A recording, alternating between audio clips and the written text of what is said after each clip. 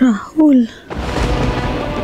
আজ হয়তো তুই বুঝতে পারছিস, পাড়ায় বেপাড়ায় আমাকে নিয়ে যত কিচ্ছা সেগুলো সব রাহুলকে নিয়ে।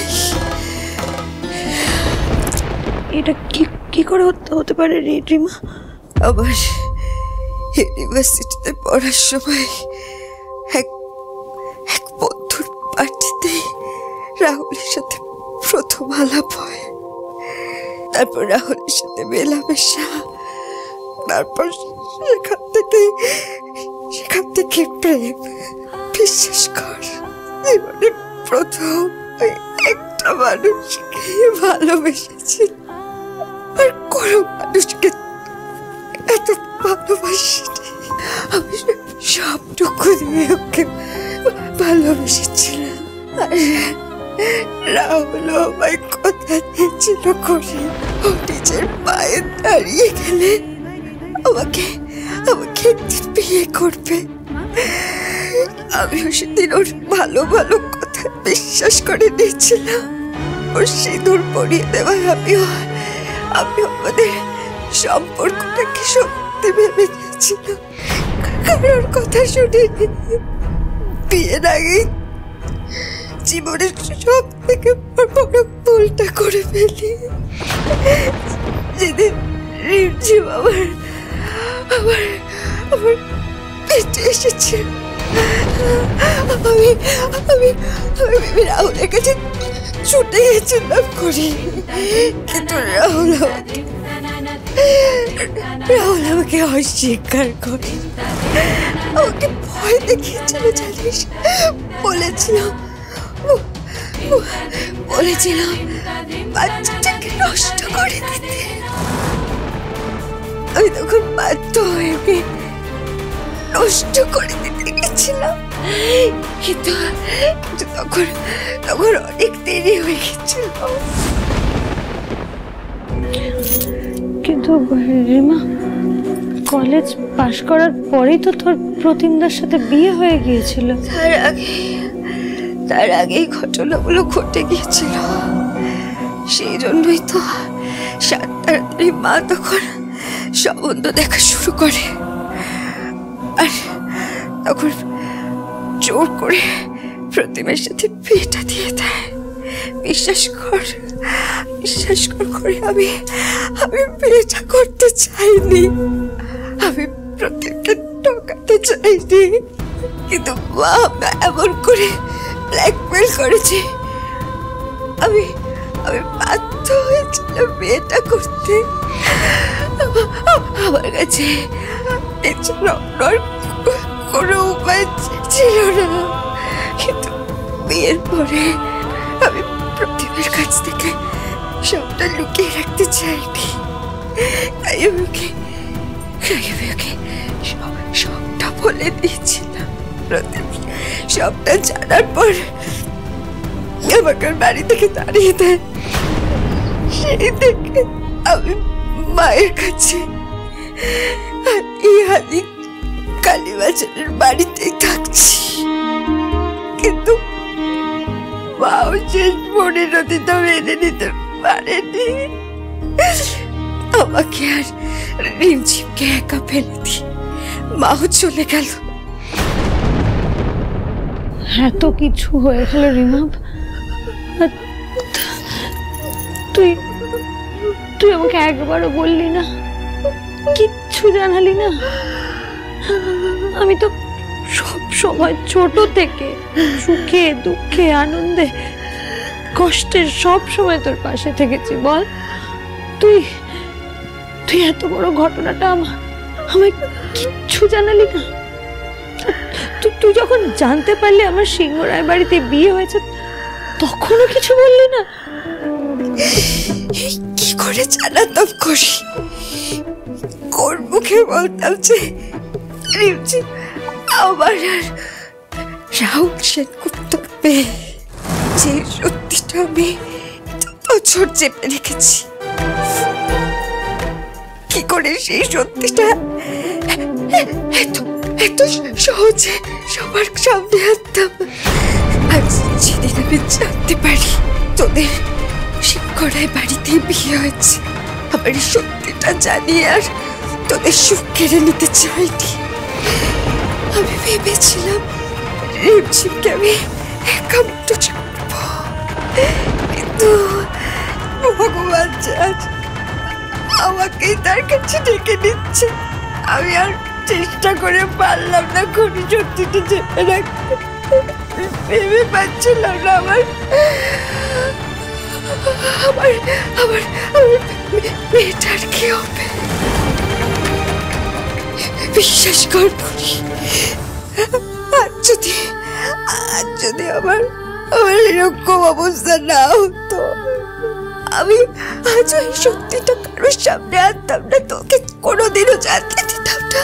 কিন্তু আমি সবটা জানি, এবার কি করবো রিমা? আমি তো কিছু বুঝতে পারছি না। আমি সবাইকে কি বলবো? আমি দিদিকে কি বলবো রিমা?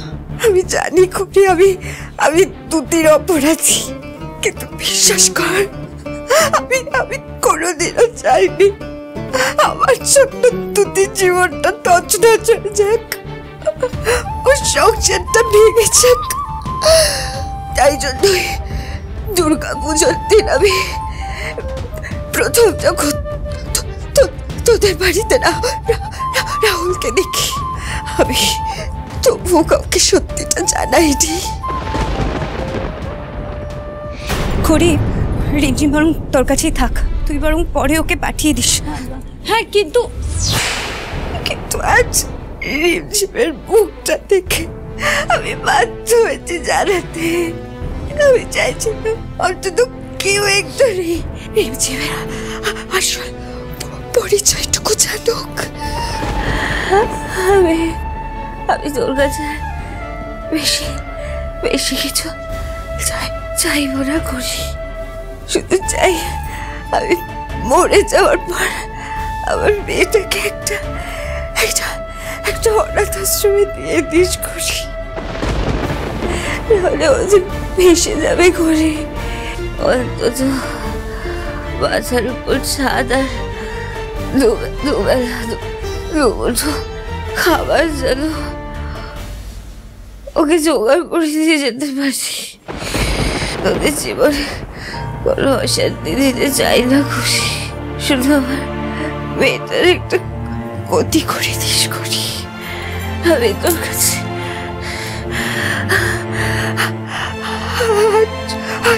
করছি করি,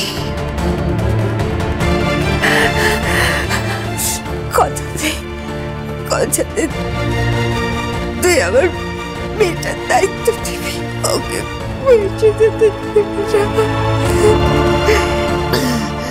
ওকে তোর হাতে দিয়ে আমি নিশ্চিন্তে মরতে পারবো খুশি, কথাতে খুশি।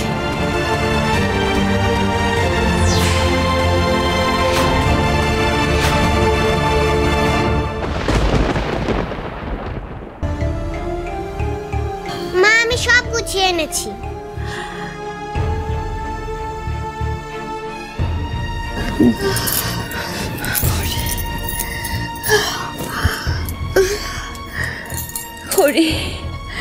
কথা দে তুই আমার মেয়েটাকে দেখবি, আমার রিমঝিমকে দেখবি, কথা দে।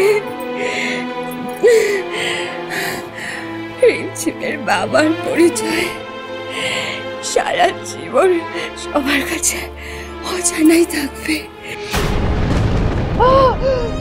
কথা দিচ্ছি না, আমি তোকে ছুঁয়ে কথা দিচ্ছি, আমি সারা জীবন রিমঝিমকে দেখব। আপনি চিন্তা করবেন না, আমি এক্ষুনি অ্যাম্বুলেন্স ডাকার ব্যবস্থা করছি, সব ঠিক হয়ে যাবে।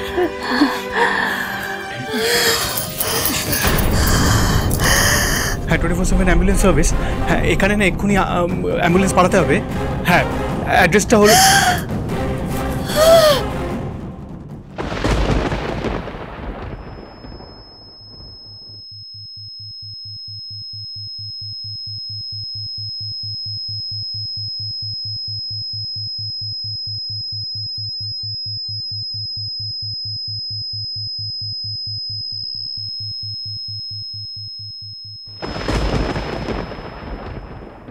মা চোখ খোলো।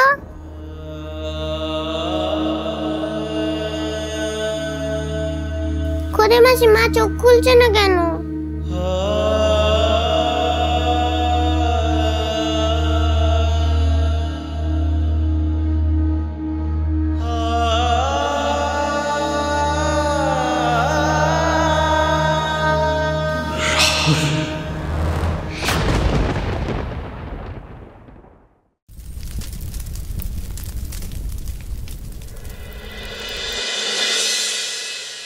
একদিকে এই নিষ্পাপ বাচ্চাটা, আরেকদিকে আমার দিদির সংসার।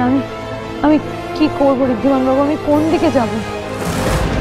যাই হোক করি, আমরা কোনোদিন পাপকে সমর্থন করিনি, যেটা অন্যায় সেটা সমর্থন করিনি। আমরা প্রোটেস্ট করেছি, সেটা ফ্যামিলি হলে তারও, আর এবারও আমরা সেটাই করব। কিন্তু এতে তো আবার একটা ঝড় উঠবে, আমাদের পরিবারে আবার একটা অশান্তি শুরু হবে।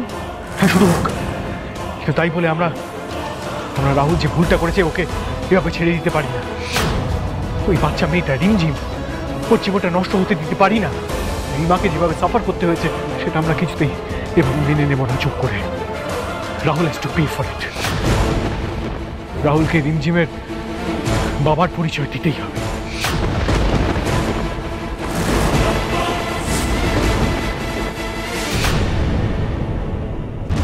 বিশ্বাস করে, এগুলো মিথ্যে, এগুলো ওদের কনস্পিরেসি। এত বড় অন্যায় করে একটা মেয়ের জীবন নষ্ট করে তুই তারপরে বলছিস আমরা কনস্পিরেসি? এই পুরো বিষয়টা কনস্পিরেসি। আর তুই যা কিছু বল, কিন্তু আমি তোর কথা শুনবো না।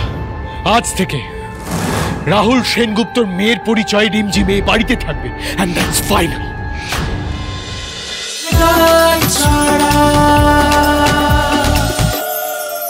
স্টার জলসার প্রিয় শো দেখার জন্য সাবস্ক্রাইব করুন আমাদের ইউটিউব চ্যানেলে এবং আপডেটেড থাকার জন্য প্রেস করুন বেল আইকন।